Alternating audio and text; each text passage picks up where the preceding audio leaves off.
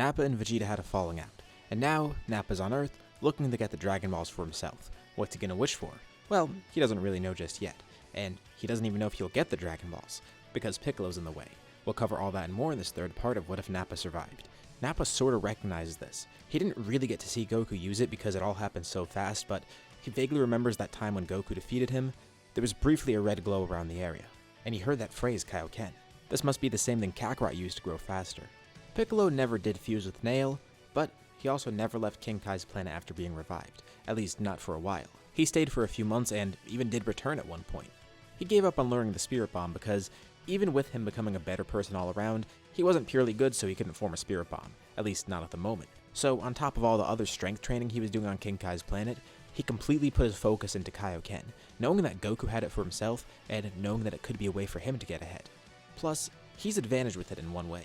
While regeneration does hurt his stamina, and Kaioken also hurts his stamina, Piccolo's able to push Kaioken to higher limits earlier on. His body also gets used to the strain a lot quicker, so he was able to develop with it pretty quickly. Goku's had Kaioken a lot longer than Piccolo has, and Goku's peak right now is times 20, but so is Piccolo's. He learned it a lot faster, and he's also been training with Goku too, although if Piccolo really wants to push himself, he's able to go into times 50 for brief periods. He's working on making his regeneration more efficient because if he does that, he can counteract the bad effects of Kaioken tearing his body apart.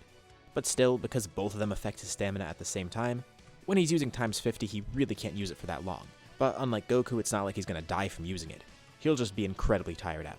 He uses times 10 with no effort at all, and with this he completely overpowers Nappa. Nappa tries to tap into that same power that he had before, and it takes a little bit of effort, but eventually he's able to do it. Both are getting a 10 times boost right now, and I'd say their bases are about even. Nappa's grown decently strong, and Piccolo's grown a lot stronger too.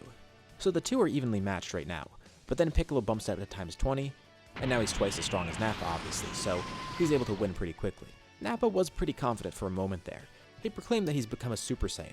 He figured out what Gohan was doing. He was using the power of Great Ape in his base.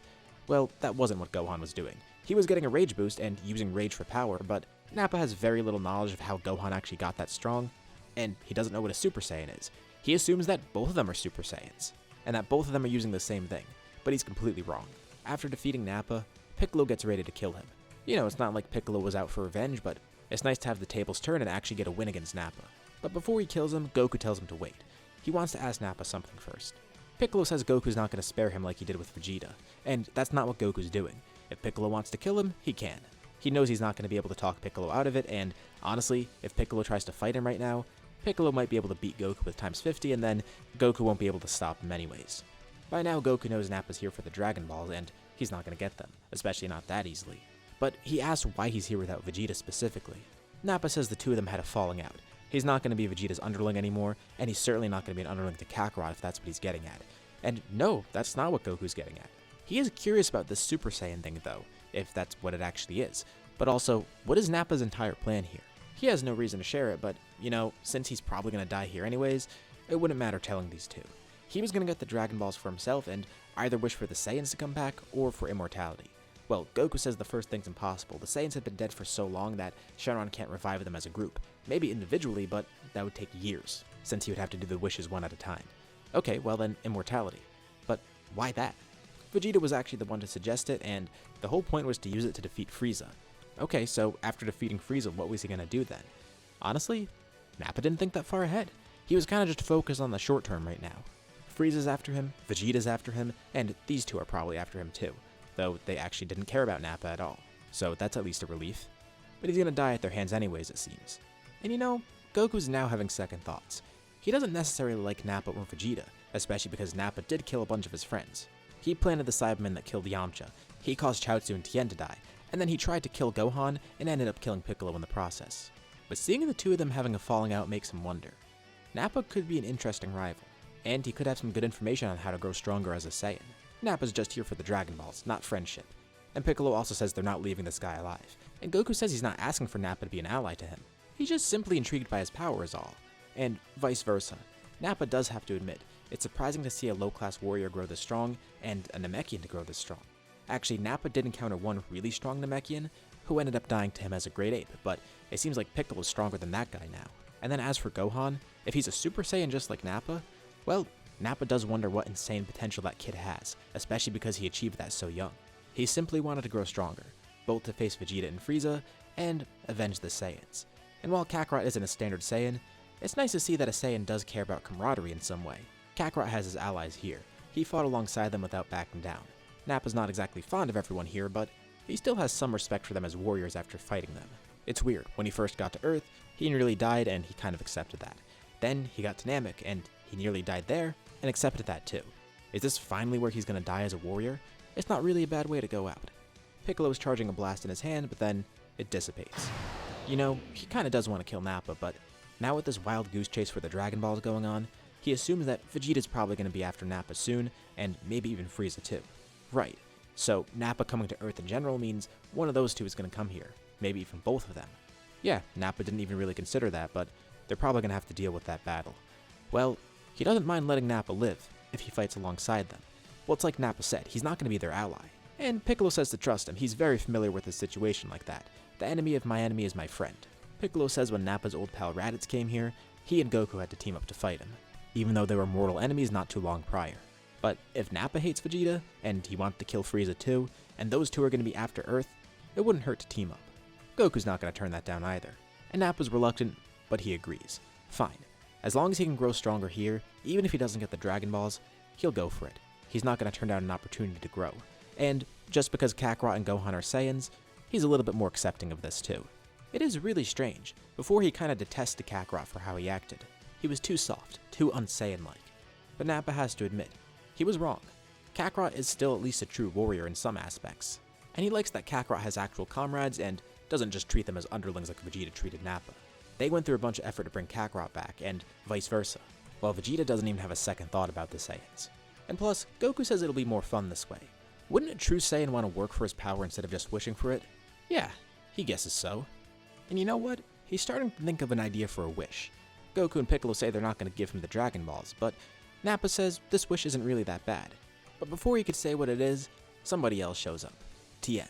He sensed everyone fighting, and he kinda does remember Nappa's power. Seeing him, immediately he's fuming.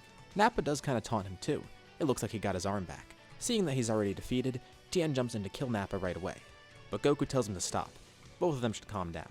He tells Nappa if he's gonna actually stay here, he can't pick fights with everyone else. Tien's confused. Stay here? What, they're leaving him alive? He turns to Piccolo. Doesn't he want Nappa dead too? Well, yeah, but he explains the situation. Honestly, both Tien and Piccolo do want to kill Nappa, and after Piccolo explains everything to Tien, he kinda does calm down a bit. But the second they deal with Frieza and Vegeta, Tien wants Nappa gone. If he's not gone, he's gonna kill him. After what he did to all his friends, to him, it's unforgivable. And Nappa's fine with that too. Tien vows to grow stronger than Nappa, just so he can kill him personally. And this isn't because he has a lust for revenge or anything. Well, I guess kinda.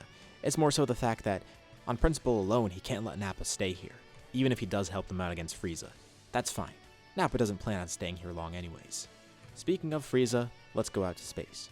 Frieza's on the move, and he can't really find Vegeta or Nappa, so they start searching for any planet they could find with high powers, which is kinda like finding a needle in a haystack, especially because the two of them know how to suppress their strength. Frieza also wants to find a set of Dragon Balls, but has no idea where to look. About a year passes. Vegeta continues training intensely out in space, and he knows that Nappa's power came from rage, so he tries using that to his advantage. Maybe he can unlock the same type of power Nappa used. He also has the same assumption as Nappa. Nappa must have become a Super Saiyan or something. He doesn't know what he did there. At first he thought maybe he was trying to unlock a Great Ape's power, but Vegeta tries it for himself and he's not able to unlock the wrathful form, at least not right away.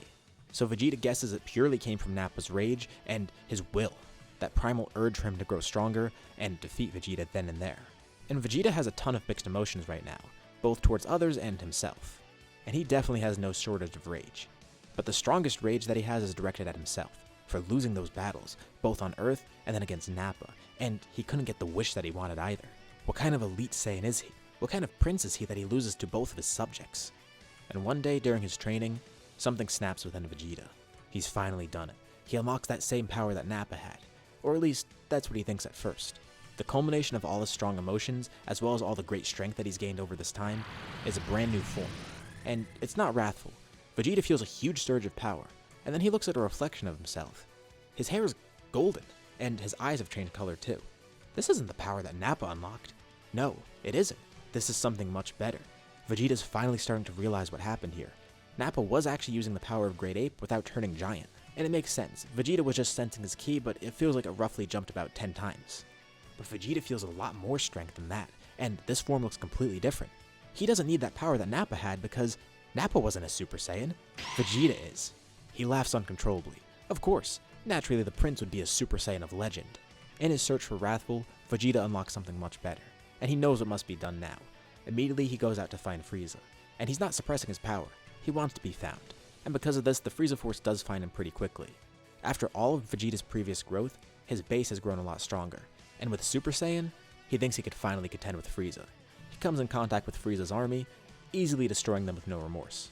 And then Frieza himself is there. Frieza's a bit confused why Vegeta came to find him. Does he have a death wish? No. Actually, speaking of wishes, he doesn't need any wishes. Who needs immortality? Wait, what does he mean? He didn't get the Dragon Balls for himself? Nope. And it turns out, he didn't need the Dragon Balls.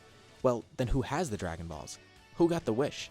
Vegeta doesn't know the full story, and honestly, he doesn't even care to tell Frieza. He's just itching to show him a surprise. Vegeta powers up, transforming into a Super Saiyan. Frieza's stunned, and Vegeta says he wants to see Frieza's full power. He knows Frieza always holds back. It won't be satisfying being him like this. Frieza is kinda terrified at first, but then he collects himself. That is right, this isn't his full power. Frieza transforms all the way up to his final form, and then Vegeta even lets him charge up even further, going into his full power. Without a scouter, he doesn't know Vegeta's true strength right now, but Vegeta knows Frieza's strength, and he could tell the two of them are pretty much dead even at this point. Well, Vegeta does have a slight edge in power, but still, this is going to make the fight a lot more fun. The two of them have an all-out battle, and eventually, after a long and tough fight, Vegeta comes out on top, injured, but alive, and he takes great pleasure in killing Frieza personally. Next, he'll go after King Cold just to make sure there's no loose ends, and then he'll make his way to Earth, finding Nappa and Kakarot. They're not going to be able to stand up against him. He goes around destroying the rest of Frieza's army, and about a month later, he arrives on Earth, immediately greeted by Goku, Piccolo, Tien, and Krillin. Vegeta asks them where Nappa is, and a voice yells out to Vegeta. On a cliff nearby, Nappa's standing there. Vegeta calls him a worthless traitor. He should have killed him when he had the chance. To think he would run away and then join Kakarot. No, he didn't come here to join Kakarot. He came here for the Dragon Balls, and to grow stronger. So, he got the Dragon Balls then. Yeah, but he didn't exactly wish for what Vegeta wanted to wish for. And you know, even though at first he didn't want to be an ally to Kakarot, after this year or so on Earth, he has grown at least a little bit more fond of them. He's definitely not a friend to them, but he's no longer a threat to them either. And Nappa says he has a surprise for Vegeta. Vegeta then senses a power spike right above him. He looks up, and two beams of purple energy descend down.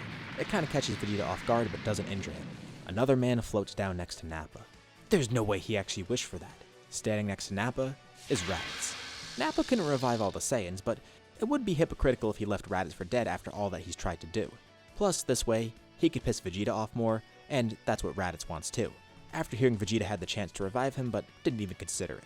Raditz has been here for about a year, and they weren't really too sure of the wish at first, but Raditz wasn't really a big threat to them, so they let Nappa do that.